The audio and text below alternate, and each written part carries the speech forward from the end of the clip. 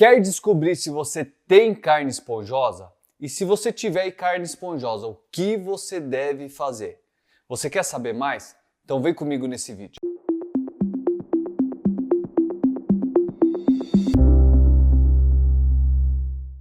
Olá pessoal, sou o Dr. Mohamed Saada, otorrinolaringologista, e hoje vamos falar de um tema que assusta muitas pessoas, que é carne esponjosa. O que seria essa bendita carne esponjosa? Será que é uma carne parecida com esponja? Será que é uma esponja parecida com carne? Será que é alguma coisa que é maléfica? O que ela faz? Aonde que ela está? Tudo que está dentro do nariz o pessoal geralmente chama de carne esponjosa. Vamos desmistificar isso daí e descobrir se você tem carne esponjosa ou não e o que você deve fazer. Mas antes de começar esse vídeo, clica aqui, se inscreve no canal. Nos tornamos o maior canal de otorrino do mundo graças a vocês. Nosso canal cresce muito graças a vocês e eu sou muito grato por isso e tem muito vídeo legal esperando por vocês. Então vamos lá saber mais sobre carne esponjosa agora no vídeo. Bora! Carne esponjosa. Você sabe o que é isso? Você sabe aonde fica? Você sabe o que essa carne esponjosa pode causar? Vamos pedir a ajuda do nosso cara rachada, que sempre nos ajuda bastante nesses vídeos. E vamos lá. Então, aqui fica o nariz. Aonde fica essa carne esponjosa? Porque eu já vi pacientes falando, doutor, eu fui num otorrino, fui num colega seu, me falaram que meu filho está com carne esponjosa. Mas eu também tenho carne esponjosa. Será que a carne esponjosa do meu filho é igual à minha? Aí vem um idoso também e fala, doutor, minha carne esponjosa está quase saindo pelo nariz. Aí a pessoa começa a ficar confusa, o que será carne esponjosa? Primeiro, temos que dividir o nariz em algumas partes. Então, vamos colocar o nariz, vamos dividir na parte anterior e parte posterior. Muitas pessoas chamam... A gente sabe que criança tem muita carne esponjosa. O que seria a carne esponjosa da criança? Primeiro, lá no fundo do nariz nós temos um tecido chamado tecido adenoidiano, que fica aqui no fundo. Esse aqui é o buraquinho que vai para o ouvido. Aqui no fundo, entre o nariz e a garganta, tem uma carninha aqui que se chama adenoide. O pessoal chama muito isso de carne esponjosa. Quando a criança entra na escolinha, essa estrutura é a primeira barreira de defesa, onde tem vírus, tem bactéria que vão tentar entrar, ela vai defender a gente. Mas, de tanto ela defender, de tanto ela ficar ativa, principalmente na primeira fase da criança, ela cresce bastante. Crescendo bastante, ela pode causar obstrução. Se ela ocupa esse espaço aqui, se ela ocupa metade desse espaço, é uma adenoide de 50%. Se ocupa todo o espaço, é de 100%. É difícil ocupar todo o espaço.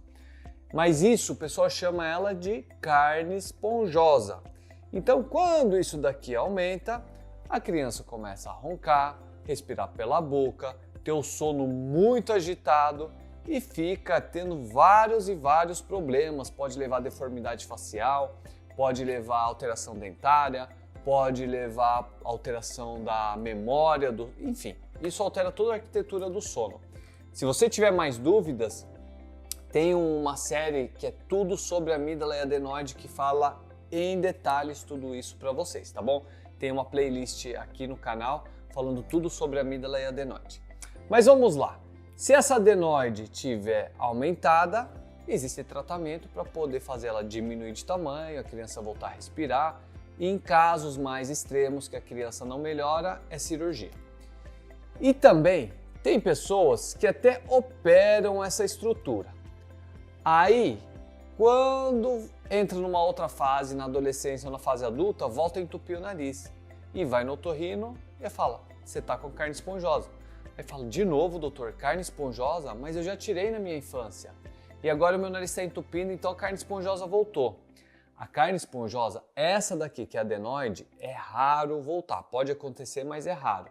Geralmente o que acontece é o corneto nasal que começa a aumentar de tamanho. O que é o corneto nasal? É essa salsichinha aqui. Então, a pessoa chama adenoide de carne esponjosa, chama corneto de carne esponjosa. O que esse corneto faz? A função do corneto é criar uma certa resistência, uma dificuldade um pouquinho para o ar entrar, uma leve dificuldade para dar tempo do ar aquecer, filtrar e umidificar para chegar aqui no fundo do nariz, está preparado para descer para o pulmão. Então, se isso daqui aumentar muito de tamanho por inflamação, infecção, rinite ou naturalmente ele é grande, pode entupir o nariz. Aí a pessoa fala, nossa, então o adenoide voltou? Não. A carne esponjosa voltou? Não. A carne esponjosa quando a pessoa era criança estava aqui. A carne esponjosa quando está adolescente ou adulto é essa daqui, que geralmente aumenta de tamanho. Então, para vocês verem que tudo que está dentro do nariz, o pessoal começa a chamar do quê? De carne esponjosa. Só que cada carne esponjosa tem o seu nome, tá? É um jeito popular de chamar essas estruturas de carne esponjosa. Tem outra coisa também que pode ser chamado de carne esponjosa, que a gente vê no consultório dos pacientes chamando de carne esponjosa, que é pólipo nasal. Pólipo nasal é uma estrutura que vai crescendo, crescendo, crescendo. Ela não faz parte da anatomia do nariz. É uma estrutura extra que começa a crescer e aumenta de tamanho, podendo ser exteriorizado pelo nariz, podendo ir até o fundo do nariz e causar vários problemas. Também o pessoal fala, doutor, tô com uma carne esponjosa aqui, já operei, voltou. Então, pode ser adenoide, pode ser corneto nasal, pode ser pólipo nasal e às vezes até tumor. Só que tudo que está lá dentro do nariz, o pessoal generaliza e fala o quê? É carne esponjosa. Então, tomar muito cuidado. E adenoide, que fica aqui no fundo do nariz, todo mundo tem, de criança até idoso. Só que conforme a idade vai passando, ela vai ficando vai atrofiando, vai ficando cada vez menor, porque ela vai perdendo a sua função. Chega um ponto que essa adenoide praticamente não faz efeito nenhum. Então a gente vai perdendo o efeito, mas todo mundo tem. Quem não operou, todo mundo tem adenoide.